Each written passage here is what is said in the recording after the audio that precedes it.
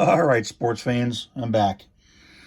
What I figured I'd try to show here, I know it's been a while since I've done anything, is how I'm going to paint this BLI Reading T1, the drivers and valve gear. You can see I started it, but you probably can also see the dark lines on the drivers where the rods were sitting.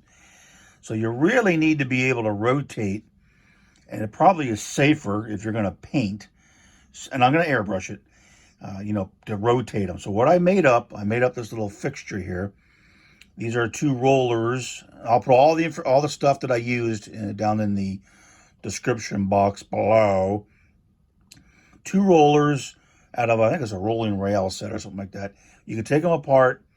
The screws come out. I drilled them, and well, let me just show you. Put this carefully over here. All right, so they're sitting on there. They're mounted through, and I put these little wood pieces on just because of the hardware sticking down, so it sits flat. I sized it. R is for the rear, just because there's more weight back there, so it's kind of skewed this way, just a tad. And then you can take the locomotive, and I sized it. Obviously, you can see I didn't put the rollers for all drivers, because you don't really need it. Put it there for, oh, of course, now I'm using my cell phone because I do not have a good setup to show this kind of stuff close at the bench, so bear with me. It's probably going to be shaky and you'll be complaining about it, but that's okay. Go watch a cat video.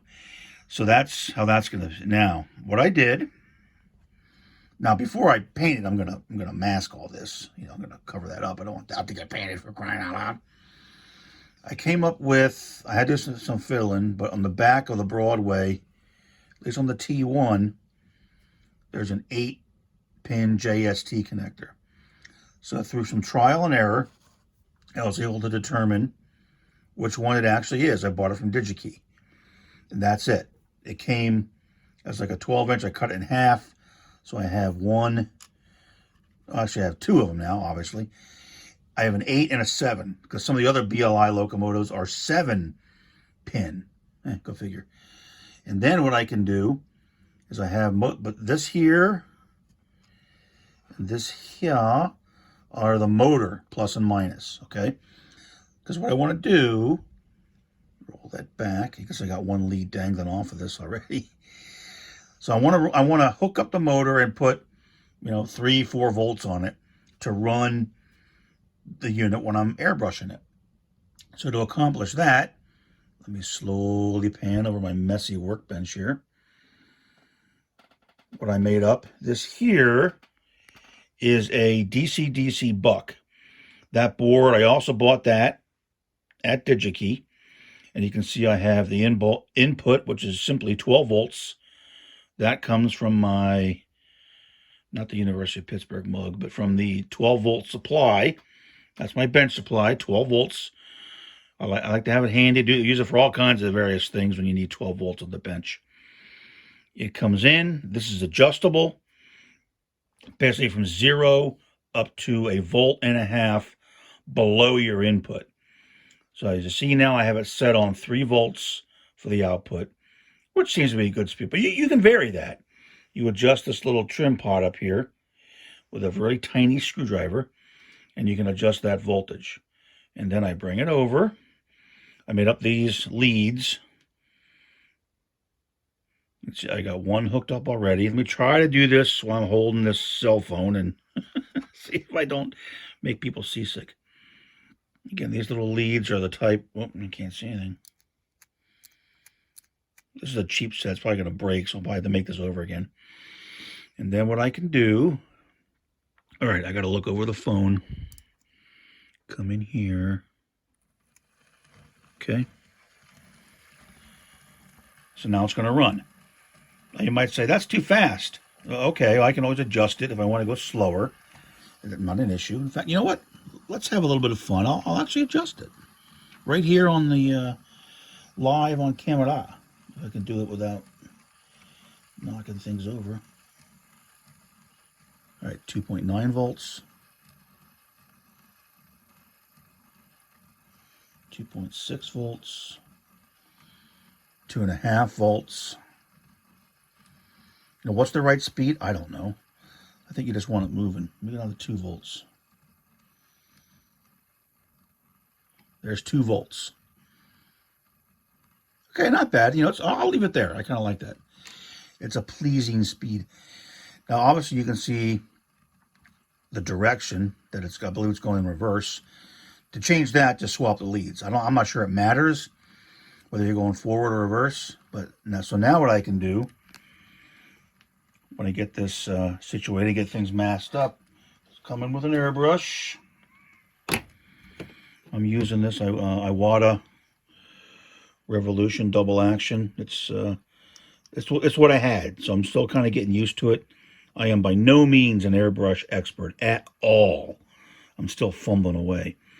But now what I figured I can do, you know, come in here, air, pull it back. See, I still have to get used to it. Well, of course, doing it with a cell phone in your hand isn't the easiest thing to do. And then I'm just doing another light coat just to get rid of those darker lines from when I had it before. And the reason I wanted to do it with this connector is because I'm thinking going forward, I won't be such a moron and rip the damn locomotive apart like I did. You could do this with the boiler still on. This way, you can, you know, disconnect it from the tender. You can plug this in, hook the power up, and you can run the drive wheels. And then you can do your airbrushing right here and not have to take everything apart like I did, which I really don't like doing, but I just can't help myself. All right, so that's the plan. Let's see how that works. I like it. I think it's going to work out fairly well. So I'm going to go ahead and get this masked up, get it painted. I don't have anything to hold the phone, so I don't think I'll be able to actually video while I'm airbrushing, which you probably don't want to see anyway. There's many, many, many much better videos out there on how to airbrush. This is more model railroad specific, is how you get your steam locomotive drivers to run when you do want to airbrush. Airbrushing, go somewhere else. You're not going to learn much from me. Okay, so we're going to give it a whirl. Let me just stop this. And of course, it's all manual right now. I don't have a switch or anything. But I'll take that lead off for the moment. And get the airbrush set up, get the paint. I'm going to use, I have some pre-mixed, that's what's there already. This is by AK Interactive, their 3rd generation. Needs to be shaken, not stirred. It's already set, ready to go. It's a nice color. It's to replicate a lot of the Redding T1s that I've seen had a late in their careers, which this model is going to be representative of. Very, very definite sand look to the drivers and the rods and whatnot. You know, maintenance was going down. Some of these were released to the Pensy. In fact, this one was one of the ones that was and will be on my layout. So they're starting to, you know, show their age. They're not getting the tender love and care they used to earlier in their Redding careers. So that seemed to be a pretty good color for that. I do have over here, I have the tender pretty much done, you know, weathered up. I'm going to weather it. That's been airbrushed. A little bit of a rush wash and some junky stuff here on the deck. I might put some water effects, like some water spilled when they were filling up the tender. There's the actual boiler. Like I said, I'm an idiot. I took the whole dang thing apart and actually made a mistake. I'm not going to talk about that because I'm embarrassed. There's the internals of it. There's the tender. It ran real nice until I got my hands on it. And then there's the trailing truck and the lead truck are there. They're weathered. I took them off to weather them. Again, the tender on the underside has been, I took the trucks off, weathered them, cleaned the wheels very, very well. To get the trucks off, to do that, by the way, I had to pop out these two wires from this JST connector because they're both here. This is the tender front truck, which is the right side. This gray wire is the tender rear truck, which is the left side. Well, you can't get the trucks. I didn't want to cut it. So I just popped them out of this JST connector very carefully, not hard to do. And then when I put it back together, put them back in and put the connector back in. Although I have also gone out and determined what all of these BLI JST connectors are. So if I had, let's say, broken that, when I put the wires out, I have blank shells, so to speak. So I went back, a little bit trial error. Again, I ordered the wrong stuff first, but that's what you'll do when you're trying to learn. So I have all the right connectors. I know what to order if I ever need. I have all the twos. I have a bunch of twos in case I ever needed to do something or made a mistake or broke something. I was also able to find wires with the appropriate terminal on the end that fits into these. So again, if I had, say broken a wire or something like that, and I have the shells, I could remake a connector with a wire pigtail hanging out and then go where I got to go with it. So just a little bit of, and if anyone's interested, I can throw that stuff down. And I'm not sure anyone's weird like me and cares about that kind of stuff. Because I also found out what the TCS JST connectors are. Because a lot of the TCS boards, the WOW sound boards, use JST connectors as well, which can make it a little bit easier. But I didn't know what they were. They're not the same size as these BLI ones. They're a different size. Basically, these are 1 millimeter pitch, and the TCSs are a 1.5 millimeter pitch. So I bought a bunch. I've got a bunch of the TCS JST connectors and a bunch of the stuff to handle BLI. And of course, the appropriate 8 or 7 connector for the back of the locomotive to power it up. I think the L1 I have, the Pennsy L1 has a 7-pin connector. So I have a 7, like I said, 7 for that. I bought an 8 for the T1. So, all right, enough babbling. Let's see if I can get this painted up, and we'll see how it looks. Okay, hey, I'll give it a whirl. I went back to my camera. I'll put it on a tripod and try to set it up kind of over my shoulder so you can see the airbrushing. Not that that's going to be very exciting, but I'll try it. So here's the setup I'm using. That's the spray booth. I got that from spraygunner.com. And then it is vented. You can see it now goes up by all the paints. And it's vented out the doors outside there. Okay. And then I've done some organization on the paints too, but no one cares about that. And then over here behind the chair, okay, this is not the best setup, I know. Oh, and my light's moving. There's my compressor. Also purchased from Spray Gunner. It's their no-name brand. Works pretty nice. And then I have it come up, and that's my little makeshift airbrush holder now. I do have quick connects on it, so I can swap between airbrushes. I'll talk a little bit about that when I get down to the bench, but, well, let's do it now because it's easier. So I have that, like I said, Iwata Revolution double action, which I think is a better airbrush for some of the finer light coats. I still struggle, in all honesty, with the slight fading, a little bit of dirt here and there. I tend to still get it too stipply. Looks like it came out of a spray can. I think I need to break the habits I had when I was spray can painting. Airbrushing's not the same. You got to go a little bit slower, take your time, let the layers build up a little bit, and I just want to, bam, get in there and get it done, which is not the way to do it. So, but for painting, I do fine. You can see some of the transformers back there I've painted. And for that, I tend to like I have an Iwata TRN1 0.5 millimeter needle. I have a 0.3 as well, but for some reason I had 2 of these. I don't remember why, to be honest. So one, I bought the 0.5 millimeter needle and the front part, and so I have this is good for overall painting, gloss and flat coats.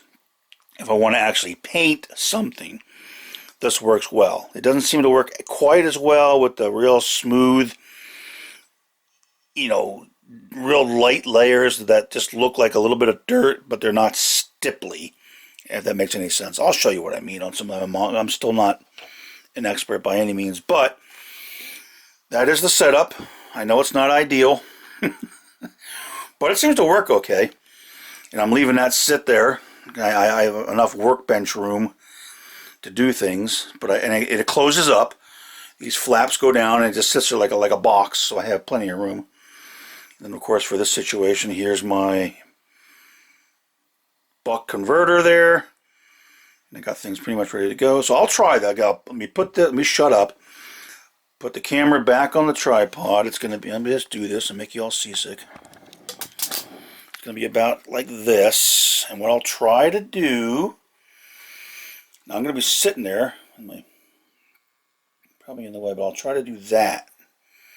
Okay? Something like that. Get it running, set it up, and then I'm going to use the Iwata Revolution with the AK 3rd Gen already mixed up.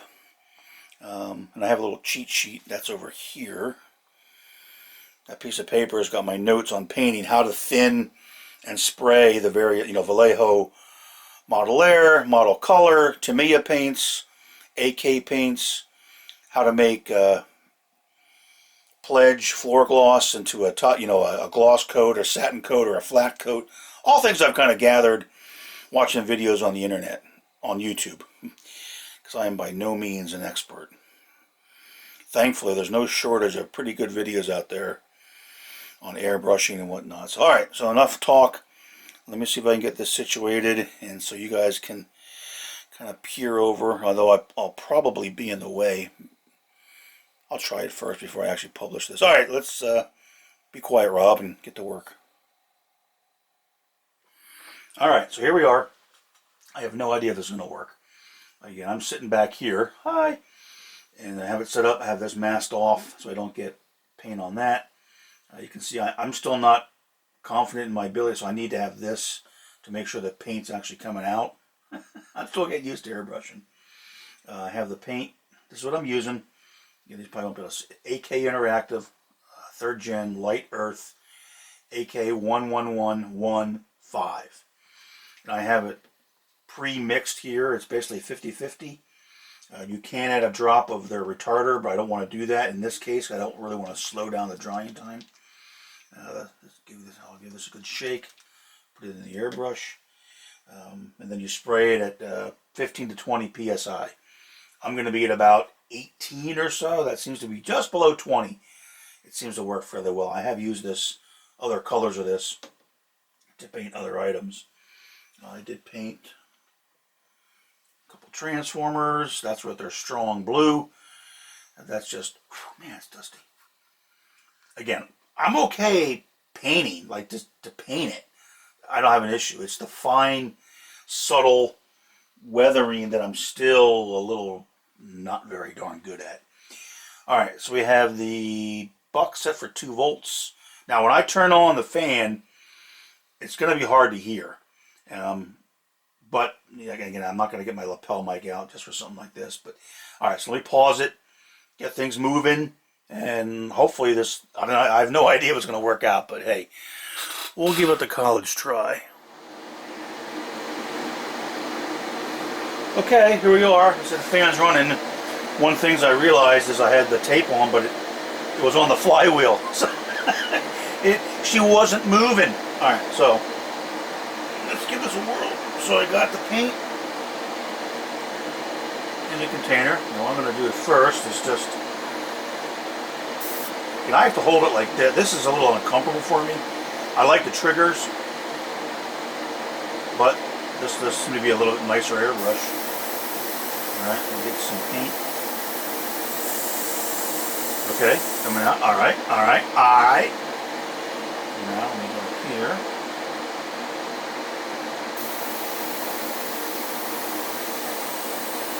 Lightly, lightly.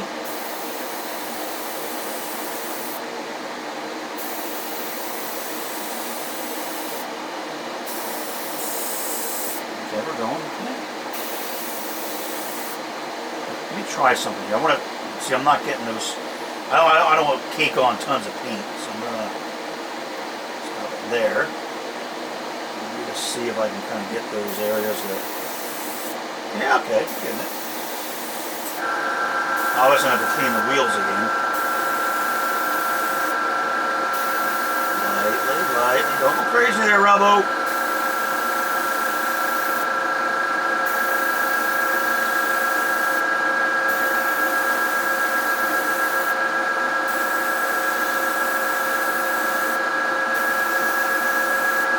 So I tend to get impatient,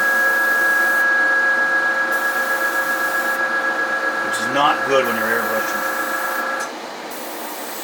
Ah! See? Alright. Better get this moving again to make sure it's all gonna work. Get this back on.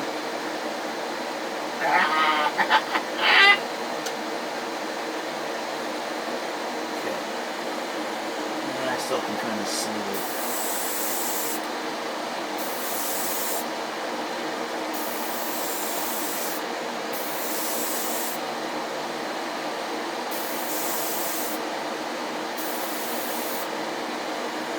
Dang it. Alright, let me get there. I'm gonna come in a little bit here.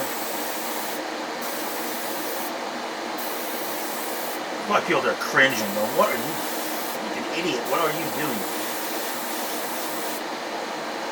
I'm the paint one. I don't want to cake this bad boy.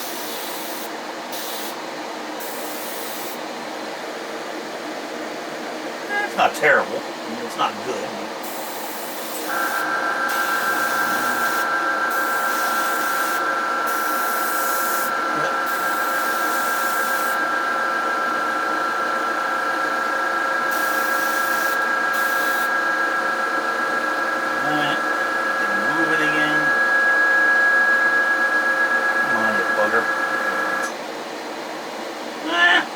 It's hard to hold all this and keep the airbrush up.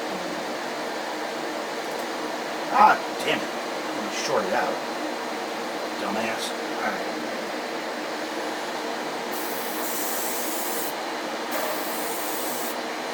Still has a dark spot on this one here, but I'm not sure it matters that much. They got the real bright light on it.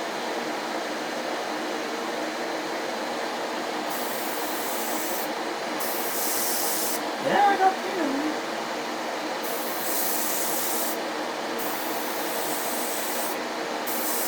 You see, I don't trust myself. I need to prove to myself the paint's coming out.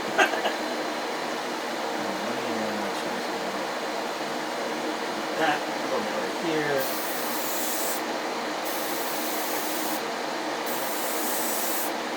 And I really don't want to cake the paint on this. Yikes. Alright, I'm going to put the airbrush in the holder. Do this so I don't short circuit the damn thing.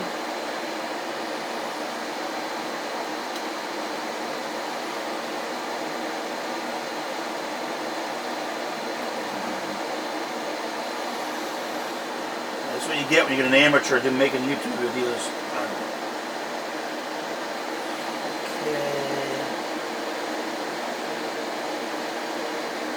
Yeah, I'm going to call it soup. Alright, so what I'm going to do now, here's one issue with this, obviously. Now I can spin her around. Yeah, definitely need some more paint on this side. But I got to reach these all the way back here.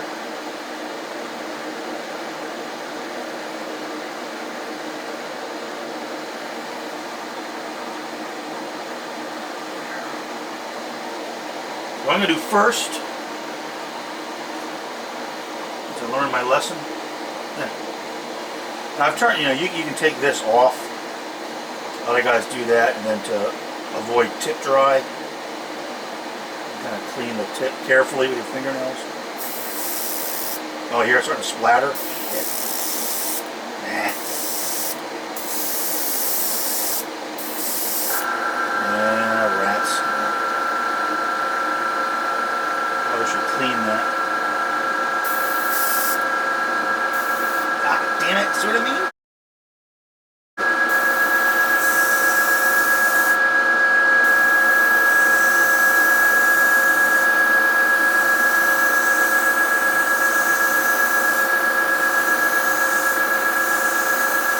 Alright.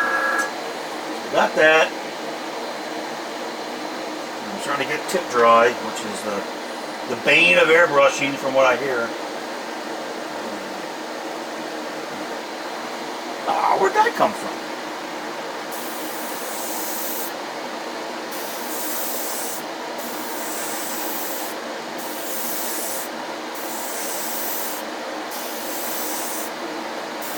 dry a little bit. So we get this stop vertically where I want. Okay. Don't paint the flywheel.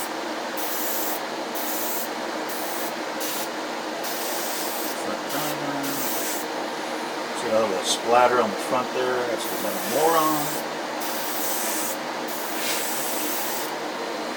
Alright, let's get it rolling.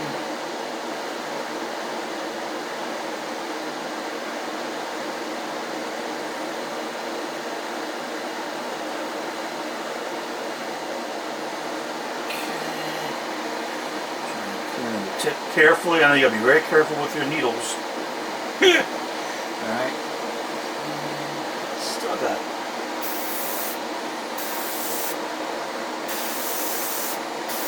driver.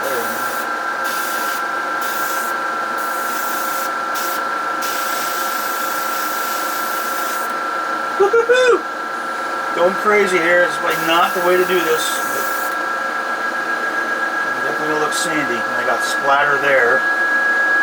Well, looks like a little bit of dirt kicked up, so it might be alright. It seems to be running okay.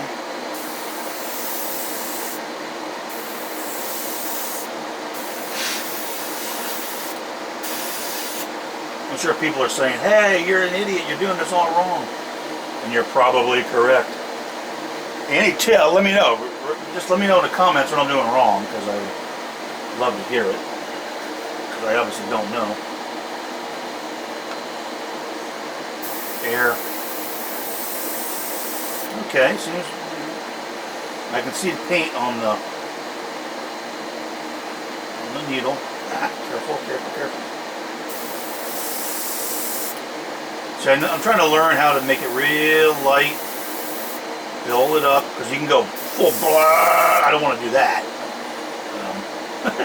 Which is what I tend to do. I'm so used to spray cans. I got that run. Alright, now I don't know if I can come in just carefully. See, it's still too much. Just a little bit down on the lower side there. I don't know if I can. Don't touch, carefully. Whoa, there we go. Ah!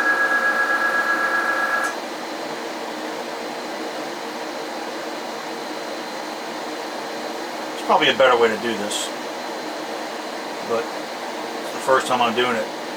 But of course, the first time I do it's on camera, so that's probably not a good idea. Separate. Come on.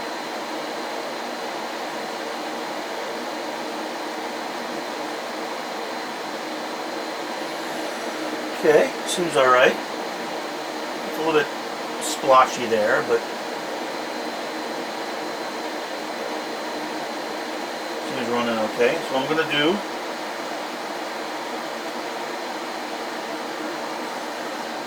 here is just take this,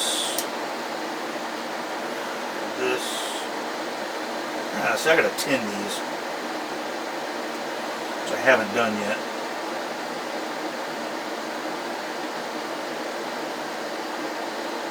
Change the direction here. Make sure it goes the other way, okay.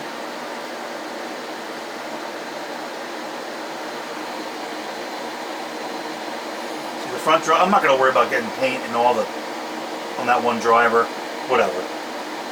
What I will do though is lean across the camera here, I think. Let's see if I just take this.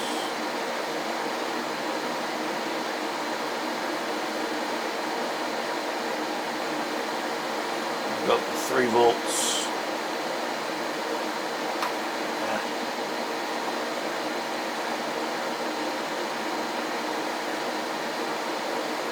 Okay, that's 3 volts. I'll let that run a little bit.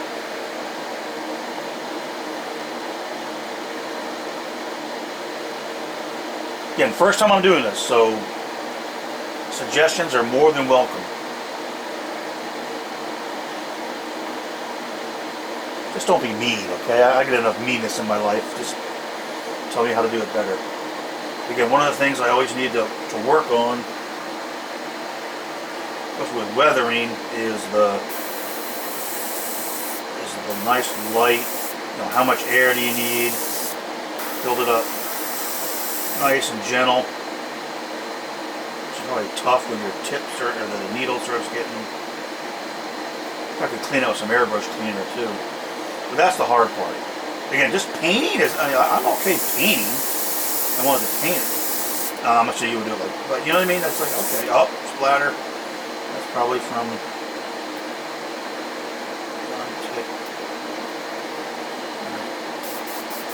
Okay, just air. Go ahead and dry that a little bit. Just air, and I'm not painting now. Just put some air on it.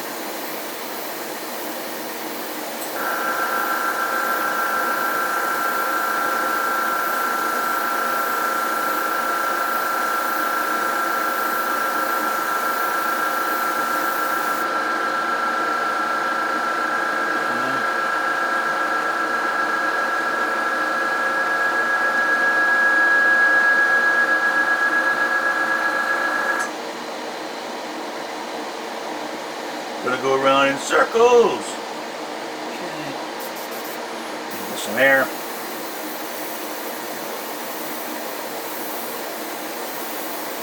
Definitely got to go in there and then clean the wheels, but that's okay. Yeah, that's why steam engines are kind of a little pain.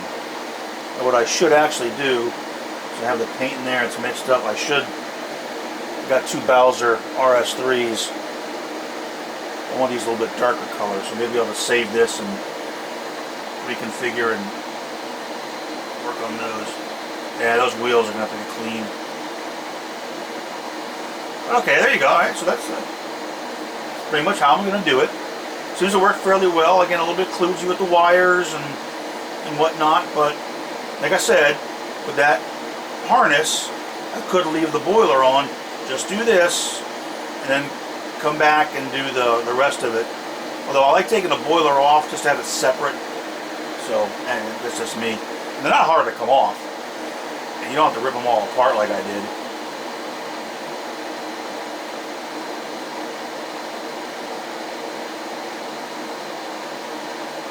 Okay.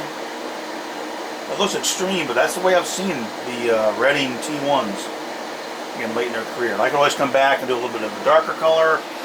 This is some of the German field gray, same paint. You're going to tone it down a little bit.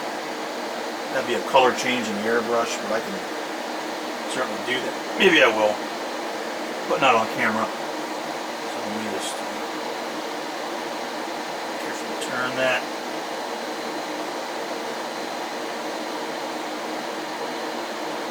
Alright, I'm going to let it run for a little bit, just to let it run. It's not going to take long. Air on that. Yep, just air. The nice thing, this dries fast. Alright, let me pause it and get myself cleaned up here, and we'll see what else we're going to do. Alright, back to the cell phone, just because it's a little bit easier. So I'm letting this run for a little bit. What I did do, you can see I brought it out of the little paint booth. That's all closed up, so that's how it sits on the bench. I got some of the track cleaner solution that I tend to use, and one of these, well, a bunch of these really nice fine cotton swabs. They're not Q-tips, they're finer and a little bit denser. And then I, put it in the solution. I was able to come in there and just hold it as it's moving. I did forward and backwards, or forward and reverse. And I was able to, clean those drivers off real nice as it's moving. The rear one is actually blind with a traction tire. So really, really quickly, so a little bit dampness. I just went around and just cleaned some of the paint off, but probably not a big deal. But I got the other ones clean. Everything seems to be running okay. I did slow it down to 2 volts. I did it first at the 3.5. Slowed it down, cleaned it again. I actually did it twice, forward and reverse. So I went through a lot of these little things. I think they're from Tamiya. It's really hard to see. Probably won't focus, but they have a nice, there's a flat side to it, then kind of a rounded side. And I actually took it with the flat side in the back. I was able to, come in and clean it right off around the flange. So that even back to the flanges are all nice and clean now. So hopefully it's going to run good. So that's that. So that's how I'm going to do this. Now, of course, now is to get the thing back together. So I do have the boiler pretty much ready to go. Maybe a few final touches, but I need to figure out how to light it. Anyway, it's a long story. I kind of messed up on this locomotive electronically, but I'll get it back together, and then we'll show it running a layout nice and weathered, and hopefully it doesn't look like it's not going to bind up, I don't think. I mean, it's been running for about 10 minutes or so, both directions, forward and reverse. So hopefully it should be okay. Again, I did air dry it a little bit with the air out of the airbrush when we had it back in the booth. So I'm thinking it's going to be all right. I'm just going to call it done. I'm not going to mess with it. I thought, well, I'll come back in with some of the darker color. It's like, no, just leave it alone. That's sandy enough. It looks fine. I've seen them look exactly like that. I don't want to mess with it. I got the airbrush pretty much cleaned up, ready for the next project, which might be, again, working on some. Way in the back, they're hiding the Bowser RS3s that just came in. Beautiful locomotives. I gotta say, man, well worth the wait. All right, enough babbling. Let's get on to some other stuff. All right, do a quick segment here on how I, again, just so there's a little more detail on how I made that little roller board for the locomotives. I started with this, which I had purchased a while ago, with the intent of doing something similar, but not necessarily painting. And you can see how this thing's 21 inches long. So that's not going to fit inside the booth. It is a rolling road / rollers from Process. I guess that's how you say it. I'm aware of them. I've got a couple other tools from them. So, all right. So I picked this up. Basically, you can bring power into it. And same thing, put it on the rollers. These are the rollers. Nice little roller. And you got 1, 2, 3, 4. You got 6 of them, so you can do a pretty big locomotive. So I took 2 of them, took the hardware out. Here, it comes out, and then just drilled holes in a piece of masonite. You could do it. You could make these really fancy if you wanted. Again, I took the hardware out. Went back with, I think it's number 4 hard, no, maybe number 6, I forget. Whatever hardware fit. And then just with a washer and a nut, secured it on. Now, what I did, I spaced it, obviously, since I was working on the Reading T1 for a 484. However, it seems to fit other locomotives as well. You could always take this off. I could always, if I had another locomotive that was a lot smaller, I could always just do it again, add another one in to pick up the drivers. This will pick up the L1, the 282, the mic. It will pick up my Bachmann 284 nickel plate 765 Berkshire. It'll fit on there, good enough to do what I want to do with it. So this is a pretty decent spacing. But again, it's adjustable. I could always, remove this and move it. I was going to go in and drill all kinds of different, make it all, it's like, for crying out loud. Do that when you need to, not now. So that's it. That's how I made it. I figured I might as well utilize these. This is a nice, I had a locomotive in here and I wanted just to play with it. And you can put the tender back here. So they're not, and you only need these on the one when the wheels move. You can set it up for diesels, obviously. And it works pretty well. Here's the hardware that I took out. Saving it, just in case. All right, so that's it. So again, starting with the rolling roads. Taking it apart, remounting it. You get this. And like I think I mentioned before, I have R just because the rear is a little bit heavy, especially when the boiler's off. And I kind of have this set here between these 2 wooden pieces to fit on the little turntable that I have. So they're designed to fit, to give the most support. Last thing I want to do is be in there, spin it, and all of a sudden it gets wobbly and the thing falls off. So, all right, that's it. So that's how I made up my nice little roller board for painting the steam locomotive drive axle, drivers, and valve gear. Okay, that was cool, huh? Yay!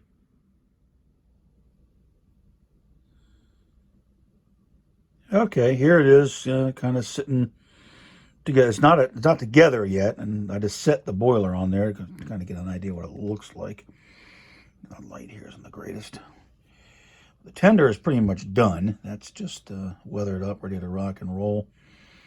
You can see how the drivers look. The more I look at it, the more I may want to come in there with some of that German field gray just to tone it down a touch. I mean, it does look like photographs I've seen, but a little, a tad excessive. So, all right, so I may do that. If I shine the LED light in there, it's right here. See it? Now the boiler, that's pretty much what the T1s, at least in the photographs. I'm looking at photographs in the Morning Sun books, Reading Steam in color, and then the Reading Railroad Volume 1, Volume 2 in color. A lot of nice photographs of T1s. That's kind of where I got the idea. But as much as that does look like what I've seen, I might want to tone that down. So, all right, so we can do that. So I figured I might as well add a little bonus segment since it's been a while. People seem to like long videos. What I'm going to do is kind of show the faux pas that I've made on this locomotive. Get this tender off. Okay. Go there. Oh, sorry. That's the decoder, speakers, all that fun stuff. And you get that off. All right, put that carefully away. And then this is for part of my visual aids. That, and that. All right, so what I wanted to do was remove the smoke generator. I don't need it. I don't like them. I think they're gimmicky, and I don't need it. Yeah, so I went ahead and pulled it out. But unbeknownst to me at the time, part of what this is apparently, based on some help I got from Broadway Limited, it's a lighting control board. Now, why is a lighting control board when the only light up here is a headlight? I don't know. Maybe it's also part of controlling the smoke generator. But what I did, foolishly, well, two things. So I said, let me just show you this. Let me get this out here. Hold on one second. I'll be right back. I want to put a piece of paper up. All right, so what I did is I started taking this apart. Actually, this came later. That is a complete electrical schematic, hand-drawn, obviously, of this BLI locomotive. This is the decoder motherboard. This is the tender itself with the LED and the speaker and the truck pickups, front truck, rear truck. I figured out where everything runs. This is the 8-pin connector from the tender to the locomotive. This is a wire that runs inside the locomotive so it comes across here. Let me get some more light on this bad boy. So it comes in back here, and it's marked nicely with what it is. This little LED, I think, is a firebox flicker, probably. It's a red LED. I'm not really sure how to make it work. Might be a different function button. Motor, and then that one run of wires, it's a bundle of 5, comes up to here. Goes to this board. Now, on the bottom side of this board, looks like some kind of reed switch across these two connectors here in the back. I think it might be the wheel sensor. And then from here, which unfortunately, as soon as I tried to take it out, it broke. From this 5-pin, there was a 5-conductor cable that ran up to the lighting control board. One of these, I think the top one there. I think that one right there. And then it runs over to the smoke generator. Okay, so what I should have done, and I swear I thought I did, I always take a bunch of photographs.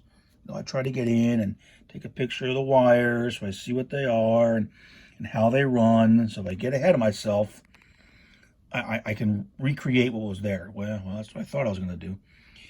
Anyway, you can see these two wires were out of this connector that broke. And I didn't get good photographs of this. So I'm not sure how it goes back together.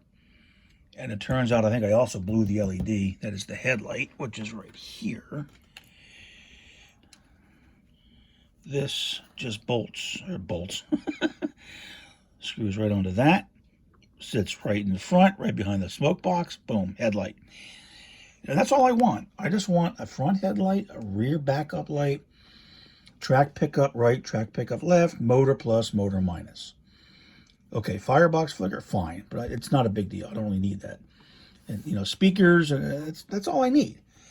But no, BLI and their infinite wisdom have to add some type of what the guy called a lighting control board. It's my fault. I mean, I'm not really mad at BLI. They can just make the locomotives the way they want to. I think they overdo it. They make it a little bit too complicated, but that's just me. Because I certainly don't need this. That's why I want to pull it out. And I don't know how to rewire it. So I was fiddling around with that, basically trying to figure out what can I do if I just want to use, say, you know, this board up here and these wires. I know where they all go. I traced them all. So that's not a problem. Are there any free wires where I can bring back, because I already have the motor, plus minus, track, left, right. That's already there, already in a harness. Don't have to mess with it. I just want to bring back the headlight, anode, and cathode. That's all I want to do. And then bring it back to the board so that when I hit F0 in the forward direction, the front headlight goes on. I'm not asking for much. So I drew all this out, and I did get help. To BLI's credit, their technical support did indeed help me somewhat. They sent me this because I had some questions on the actual connections at the board, and pardon the chicken scratch, but it does tell you exactly how all those connectors for a Paragon 4 decoder are set up. So that helped. Then labeled, so I think labeled. I know what goes where. I know what runs from here to the harness to here, and I'm good up to here. I don't know how it runs up to here, which if I did, I may be able to, you know, reassemble it, which is what the guy told me to do, and he's right. But I don't know how to do it. If anyone knows how it wires from this 5-conductor cable up to the lighting control board, and then there's another connector you can see that runs from there to the smoke generator. Okay. And the headlight, man, these are wires that I added because I thought I was going to be smart and come back and solder either here or here to bring those two wires back through existing wires that already come back through the harness. So I'm kind of stuck. Well, I mean, everything works fine. I can run a reverse with a headlight. I just can't go forward because there's no forward headlight yet. I'm not going to give up. I'm still going to, you know, noodle around, see if I can come up with something. But worst case, I can always go nuclear. And what I mean by that is take this out, put in an ESU Loc Sound or a TCS WOW, you know, with their motherboard. If I did that, and I know I'm not going to be using this at all, I don't know what controls that. There's the serial line. There's a different line. There's a line or two that control that. I just need to figure out how to get the headlight, anode, cathode back into two of these, because the other ones all come back. Motor, track pickup, rear headlights already here, speakers are already here, and then just rewire it to, you know, a new decoder motherboard. I'm thinking maybe the Loc Sound with the Loc Sound 5 DCC with built-in power pack, which I used in the Trix locomotive, and that's pretty nice. I know TCS just came out with some a brand new WOW Steam decoder, and I have several WOW motherboards, and WOW motherboards are decoder agnostic, so you can put any decoder on it, really. WOW Steam, WOW Diesel. I probably could put an ESU one on it. I never tried that, but I might try that sometime. All right, so that's the final, let's say nuclear option, because I'm not going to not run this. I paid a lot of money for this damn locomotive. And, you know, it's in memory of my father, Reading Railroad. I got it weathered fairly nicely. I'm getting there. So I'm not going to just put it in the shelf and let it sit there. I'm going to figure out this damn thing and get it working. In worst case, go nuclear, swap out the decoder, or try to figure out, maybe someone knows how this is wired. Because I could put it back together. I had to get a new LED, but I could do that. It's not a problem. I have plenty of LEDs, and I could fix it to the same shape it's got. Unsweat this, solder it in, bring these wires back to wherever the heck BLI wants them to run, make up a new cable from here to here. Maybe leave stuff off. Ideally, I'd like to leave off the control for this so it can't inadvertently turn on. Not that I think it would, because I do have the switch turned off. And there's a way through the functions. You can, I think F7 used to turn the smoke unit on, but you can change the function keys and map that away, which I did. I just heard horror stories of smoke units, for some reason, cranking up and actually melting the smoke box, which I don't want to have happen. So that was my big mistake on this engine. Again, try to be Joe Model Railroader, and I got myself, and I zigged when I should have zagged. But hey, live and learn. I can't help myself. I just love tinkering, and I start taking these apart, and now I know how to take the boilers off. Great.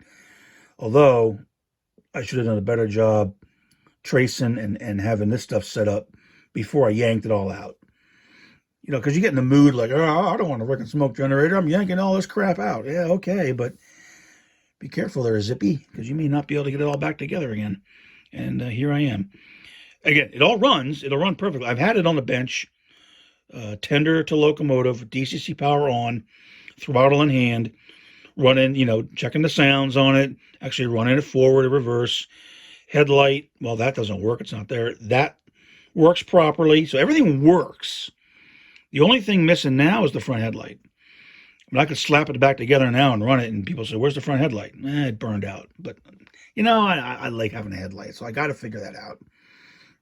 The problem is, if I go, it's a shame to waste, the BLI decoder. I know people, don't always like them, but it actually sounds nice.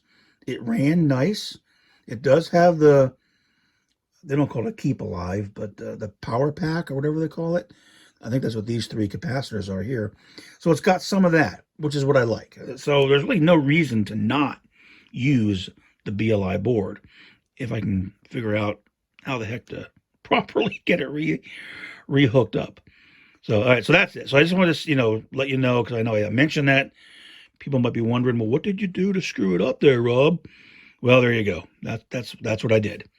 Took it apart too fast, and now I can't exactly get her back together again. Okay, we'll wrap this up.